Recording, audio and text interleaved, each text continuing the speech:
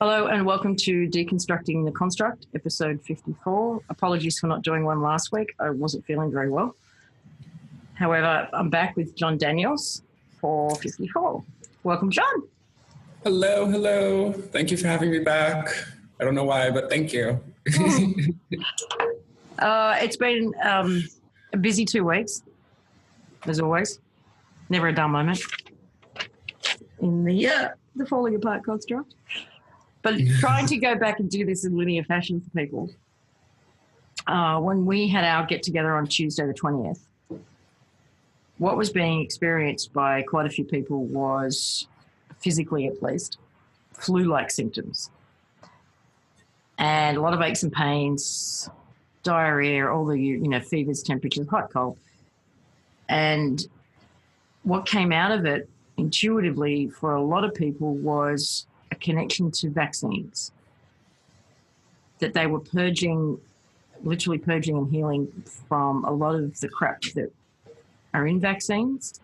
People who were not heavily vaccinated didn't seem to be affected by this. And even something as supposedly benign as a flu shot. Did you go through any of that yourself? I lucked out, but like you just said, I really wasn't that vaccinated as a child. I came just under the window. I just had a few. So it's been nothing but melees all week since the day before Thanksgiving, that Wednesday. It's just been a dead zone. Like I felt like I'm in stasis, no connection to anything, not even other human beings, just leave me alone. So that was like an emotional flu. Yeah, that's been big too. That kicked in, well, when did that kick in? You say, when's Thanksgiving? That was last Thursday, the 22nd for us. So it feels like it kicked in around that Wednesday. So yes. I was just blaming turkey. I thought, okay, it's tryptophan, I'm going to get through this. But as the week grew on, and it wasn't just me, it was everyone I was interacting with had the same feeling where it was like, it was a chore to try to connect with other people. It was a chore to just do anything other than just rest for, the last 5 days. It wasn't an emotional dead zone. It was an energetic dead zone. And for many, in fact, they're still there.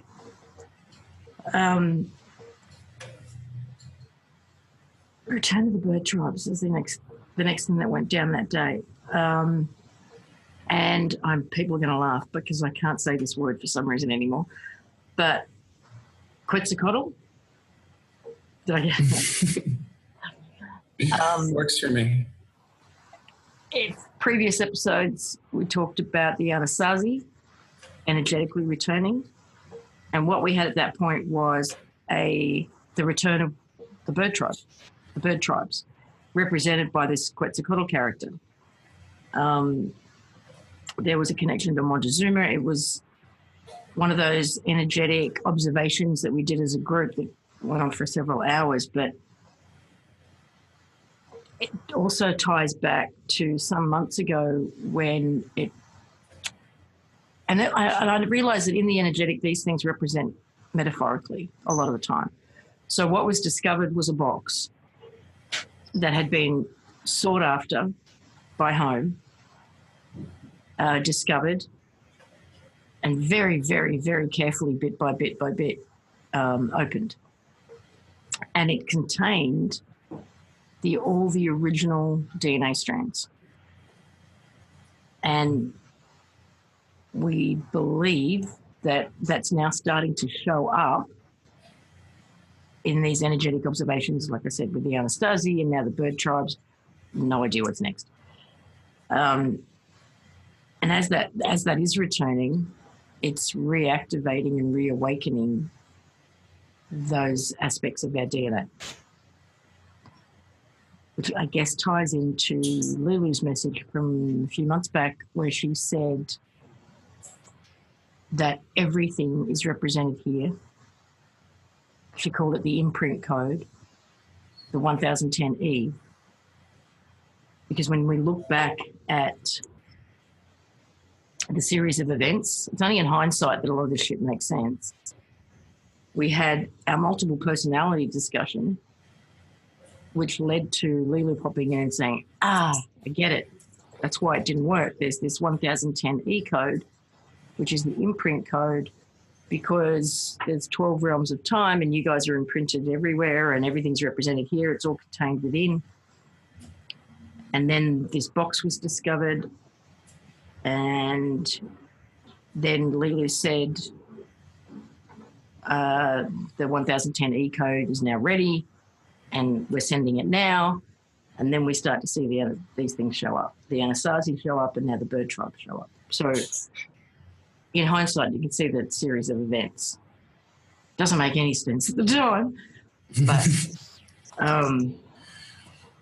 and there was something in connection with the bird tribes, I remember, that was connected to the dome. Whether people want to think of that as a physical or an energetic or a plasmatic or whatever, but the thing that prevents us from seeing the reality as it really is. And somehow they were connected with bringing that down. Well, I remember with Quetzalcoatl, I think in his mythology, he was supposed to be, what would you call it, like the liaison between heaven and earth, those two different realms. So anything that you would consider, beyond the dome versus here in the material plane, he was almost like the bridge, it seemed like, that could kind of traverse that little barrier and do whatever he needed to do. I don't know if that's indicative of all the different bird tribes or whatever, but yeah, that dome thing. And even when he showed up, wasn't that the night that in Norway there was that crazy aurora that almost looks like a phoenix? Yes, right. While we were on the call. Right at the same time that we were doing that. Yeah, that's true. I'll have to try and track down a photo of that, unless anyone's got one handy. That's true. That was brilliant. So we've got that. Now, is there anything else you want to add up to that point? My head is still spinning, so I'll save it. Okay.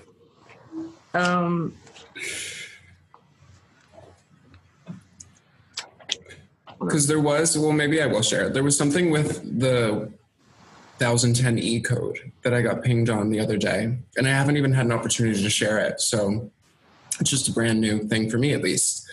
But there was this video my friend had sent me. It was from, the channel on YouTube was Vsauce. And the video was about this thing called the ZIF principle, ZIPF. And essentially it's this mathematic principle that exists in all things, including language. And his big focus was on language. And the way that he broke it down was, if you took 100% of your vocabulary, 20% of those words dominate 80% of your speech. And that same kind of algorithm plays out in every way imaginable, permeates all things. The 80-20 rule, yeah? The 80-20 rule, exactly. And this just got me thinking about all of the different things that we talked about, even with the imprint code, but even a conversation like self-worth. If that 20% of your vocabulary is dominated by words that you've used to identify yourself as either being awkward, anxious, less than, whatever, and those are kind of dominating your field, if that's, essentially what's creating your reality, because those things are sitting there. So the conversation amongst my friends became kind of identifying words, like just taking awkward, because that was always a joke. Oh, we're so awkward. So taking that and saying, okay, now every time this kind of starts to bubble up to the surface and I want to say awkward, I have to replace it. Not just, say I'm not that, but actually replace it with either confident or outgoing, and just try to actually shift myself into being the language, exactly. And, talking about the code being held in the bones, I think that makes a lot of sense, because the code is the framework, and the language is the framework. And how it connects to the 1010E, I have no idea. But I just wanted to drop that little nugget. I'll send you the video later because it's incredible. I'm sure you've already probably seen it, but... Thank you. Okay, getting to the bones thing. What was reported was a lot of bone and teeth issues. And then someone discovering information regarding the programs, our codes, are actually held in the bone. Which also, by extension, would, I imagine, go to nails and hair, which takes you then back to the people not wanting to cut their hair or shaving their heads. So in some cultures, like the Buddhist monks and things, they shave their head in order to release all of that coating. And the Native Americans don't like to cut their hair. They hold on to it. And their gifts are in there. So this sudden uptick in teeth and bone aches and pains could well be a release of old codes and old programming, or recoding, whichever way you want to look at it. Because it just seems to have been too many too quickly. And people, not like even old recurring injuries coming up again, but this has never hurt before. So that's cool. Right. And even the thought that's going through my head right now is because this happened after that wave that everyone's talking about on 11/11, that, you know, all the seismographs picked up. It was very low. No one actually felt it, but everyone picked it up. So maybe, you know, it kind of rattled the bones a little bit and shook the code right out, because... Good point. Because, okay, in regards to that, in terms of big updates from home, energetically, we picked up on Ensa, who we've talked about in the last few episodes, did in fact open this tunnel that she talked about, the longest and deepest tunnel, on the 11th. And that's before news went out about this seismic thing that wasn't an earthquake. And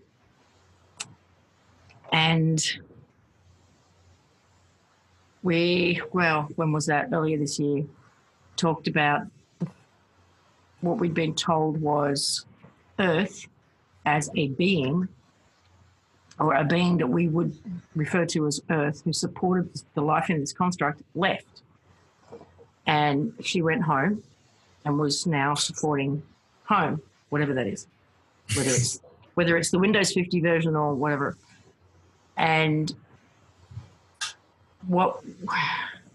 this is kind of hard to tell the story in some ways, but over the last few weeks, the Nile running through Egypt has been used as a metaphor for the journey we are on. It's also been shown that the Nile, that using it as a metaphor, can actually relate to lots of different rivers. The Mississippi, for example. They have the same confluences, convergences, cataracts. They kind of follow the same template. So it doesn't really matter which one we use, but we were using the Nile. And last Friday, traversing this, we ended up, and really cool thing was, energetically, one of the members received a message to pass along that just said 11:33. I was like, okay, so what's that mean? Well, we're traveling down here.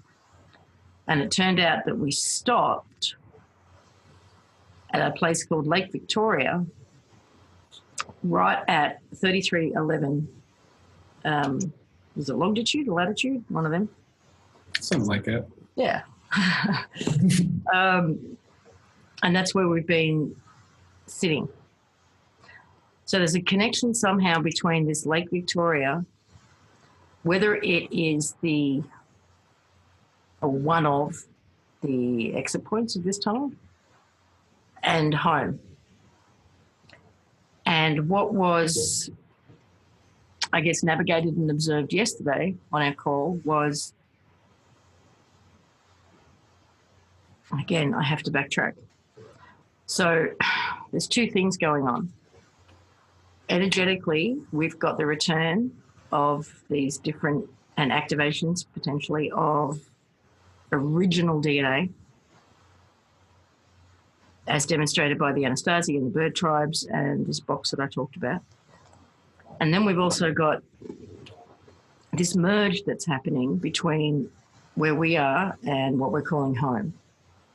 And that's been shown, as we said, that it's like the deconstruction of the old construct, this place that we've been in, is complete in some areas, and the reconstruction of the new has begun.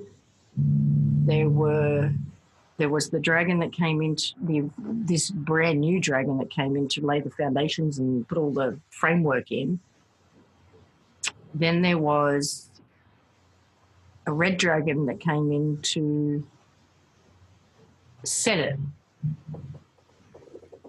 sometime later. Then there was, I can't remember what it was, that was coming in and sort of filling it up with like the fine infrastructure lines.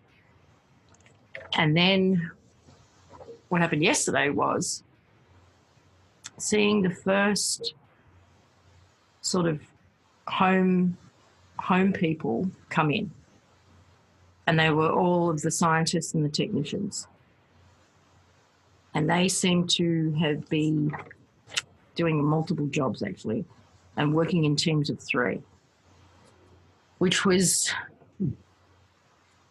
what was picked up on is that some people, I don't know how many people, because in one particular household of 4, it was only happening to 2. So, not sure. Are going through an assessment or a review. And it's like these doctors from home are coming in and assessing and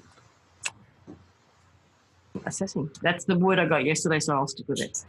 Assessing people. And what this feels like is this is an individual inside job, as we've talked about for 2 years now. And I do believe that we have the freedom to accept this construct or transition this event or whatever this thing's going to look like on our own terms. And I think it's a matter of, are we consciously and physically up to the choice we've made?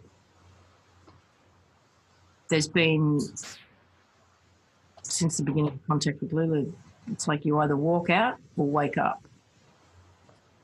And walk out seems to be choosing to go through the traditional death process that we are so familiar with. Or there's wake up. And right now, well, as of yesterday, an assessment process seems to have begun. So that's one thing that these techies are doing from home. The other thing is it seems that they are also setting up equipment in just different places. I don't know what it's doing yet, but all these little techie devices. And that we're working in groups of 3. But for the first time, got a real sense of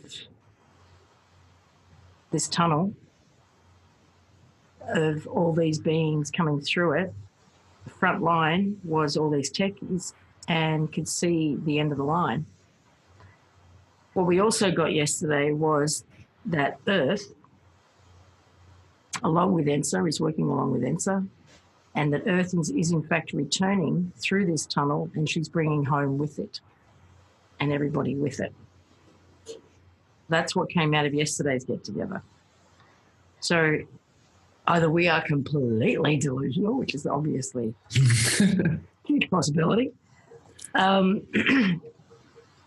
or things are moving ahead at a pretty decent pace in terms of this merge.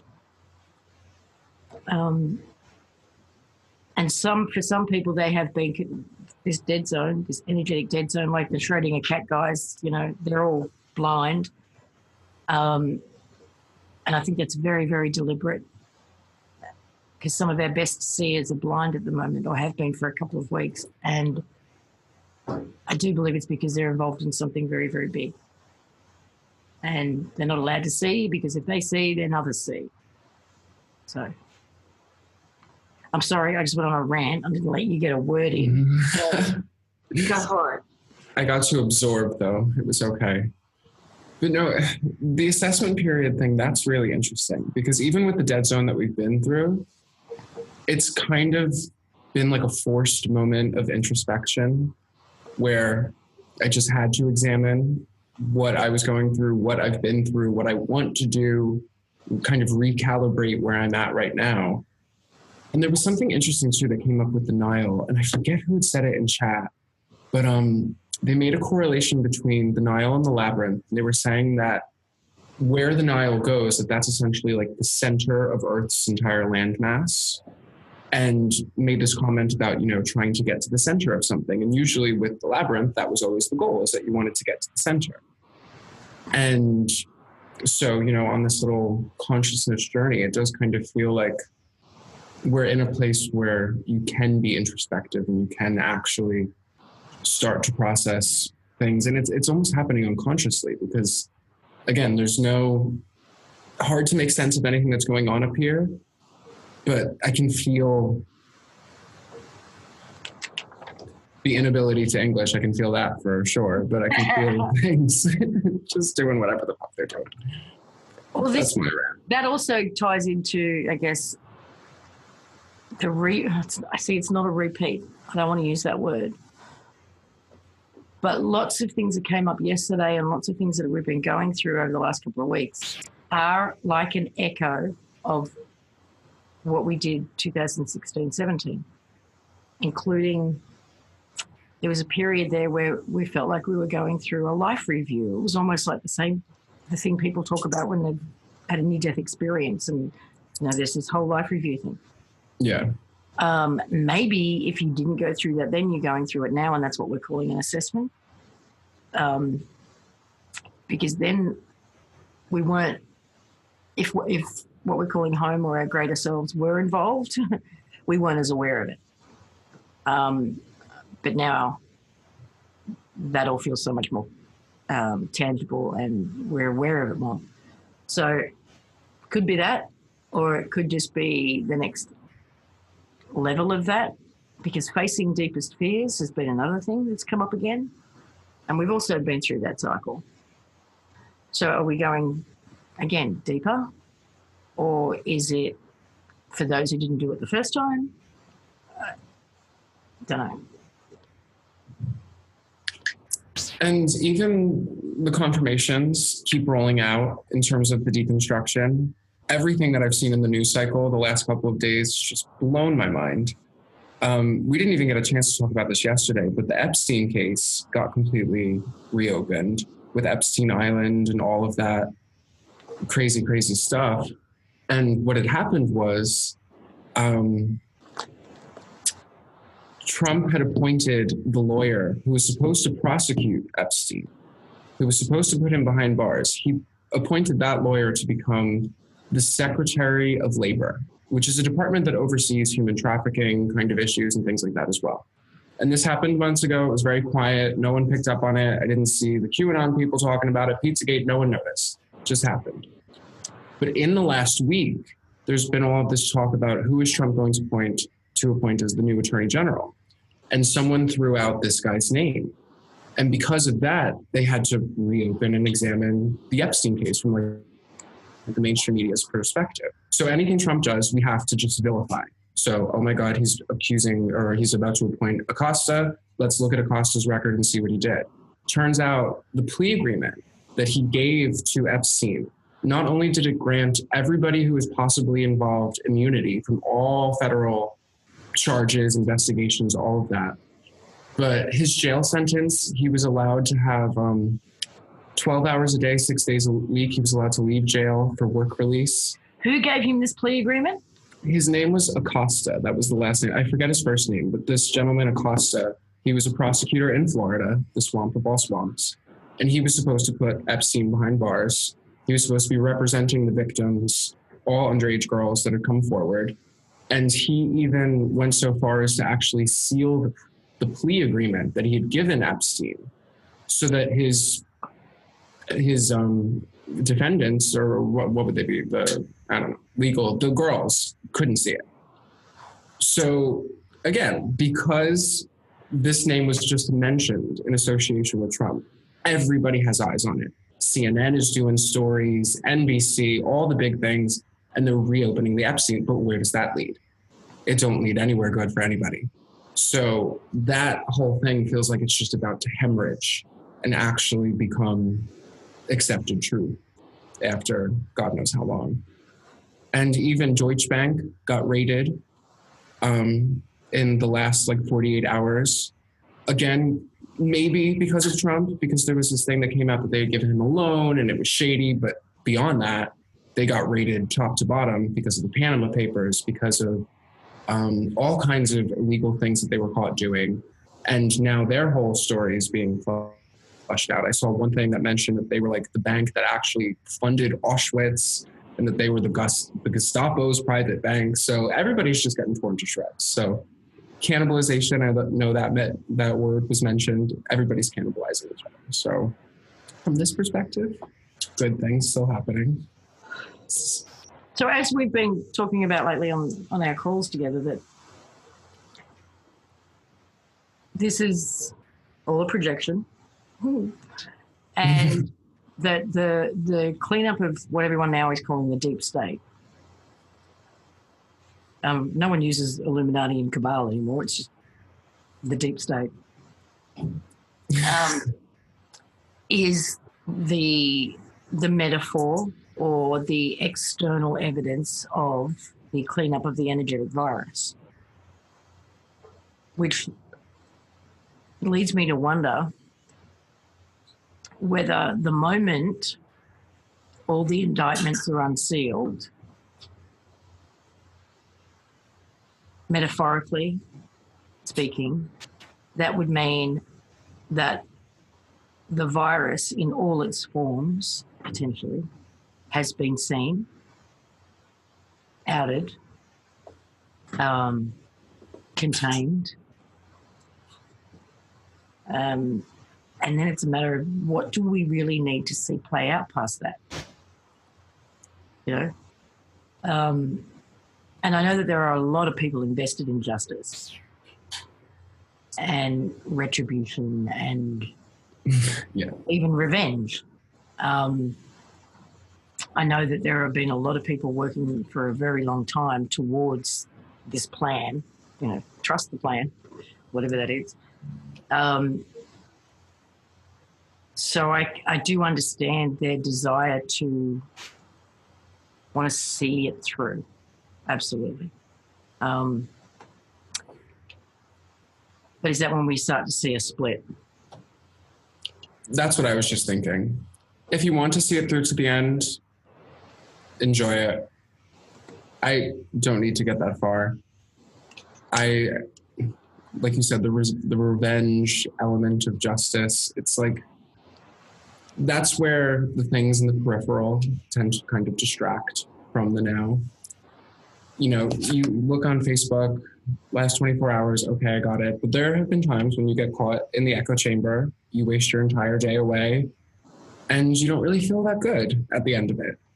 So that's, when you were talking about things repeating and different cycles coming back, that's honestly what reminded me of the Acosta Epstein thing, just because that was something that was essentially dead in the water.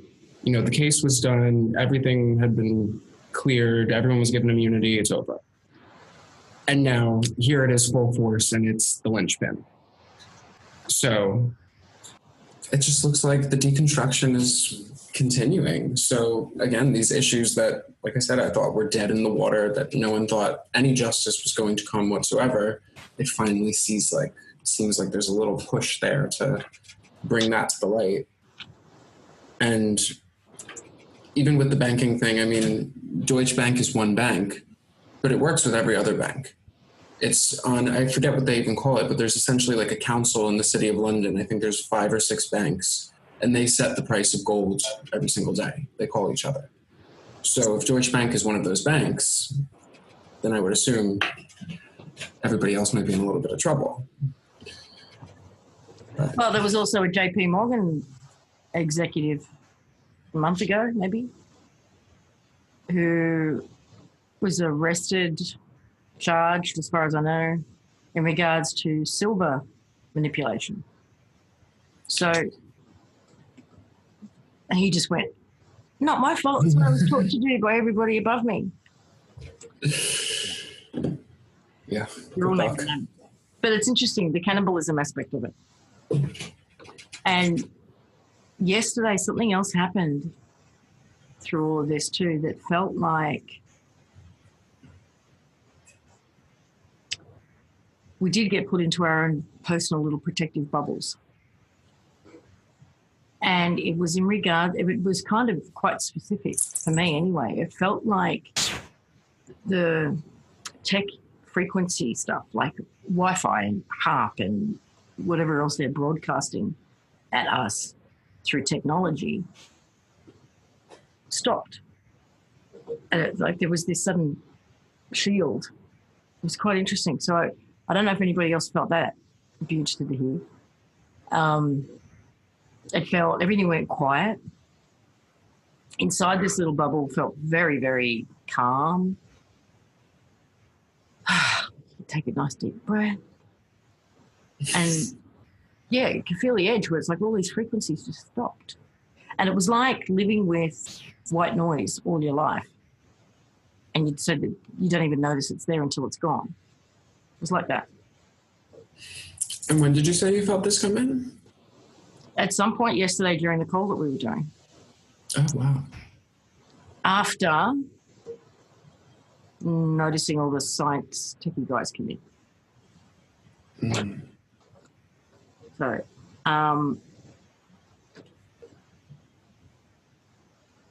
what else was there? The blinkers are coming off. The tech that stops us from seeing. We've been getting that message repeatedly over the last, say, 3-4 weeks. Came in again. That bit by bit by bit, it's being switched off. As it's being discovered is what it feels like.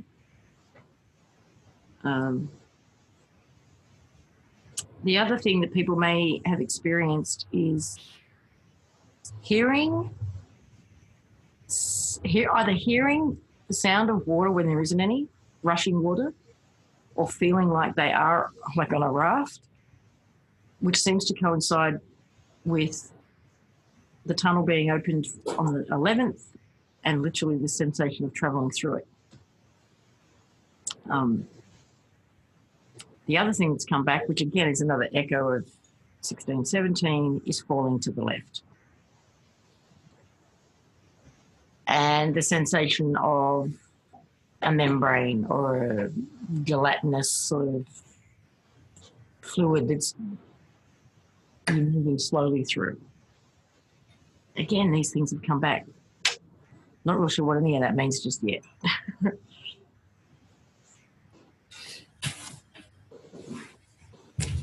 The other part that people which may be related to this, is it feels like we are doing our own personal individual resets. Like playing a video game where you have save points in the game. We've created save points in our own personal narratives, as well as there being save points in the bigger narrative of this merged event, whatever. So we get to a point where we know, okay, everything went really, really well up to there. So let's save that. And then we're going to try 12 different things to see which one works. And then, okay, we've done that. We know that one works. Okay, so then we come back to that save point and then we do that one. Save point. Let's try half a dozen other things. That one works. Okay, let's come back to the save point. And it feels like we're doing that in our personal lives as well as with the overall narrative. And that's showing up in these little timeline jumps and loss of time and echoes and all of that. That actually popped up for me heavy the day before Thanksgiving. So that Wednesday before. And since then is when I felt like I've been in this dead zone. But there was a little loop, that I noticed on that Wednesday. There was something I was supposed to do the week before on Wednesday. I was supposed to have this particular day, and I decided at the last minute to change all the plans. And then my week after that was interesting. I wasn't happy with the decisions I made. I had gotten hired by this place, and I'm like, okay, I'll take this job. And then I immediately regretted it. So Wednesday comes around again, and I have the opportunity to have the same exact day. Those same people reach out to me. Do you want to do this? Do you want to do that? So I said, okay, maybe I can, take advantage of this. It feels like a loop coming up. I can write it. And it felt almost like a save point, that same exact language. And then since then, it's when everything just went, not necessarily bad, like the vibration dropped or something like that. But it was really it just felt like it closed out something that wasn't supposed to happen. And it closed out a lot of things that weren't supposed to happen. And now there's a lot of things that are supposed to happen, but it's just a matter of kind of building the momentum for that to actually snap into place. But I'm glad you mentioned that, because I didn't even remember that had happened the day before all this wonkiness started. And you're muted, by the way. We are actually going to cut this one short because I do have tech that's overheating. So we might have to do a part 2.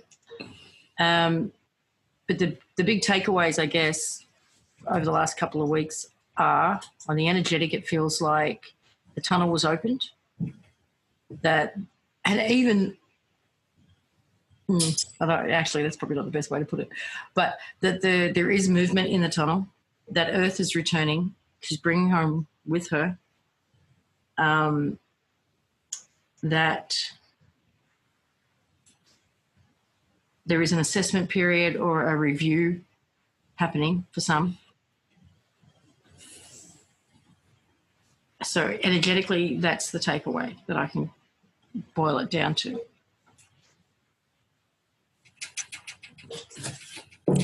Anything to add?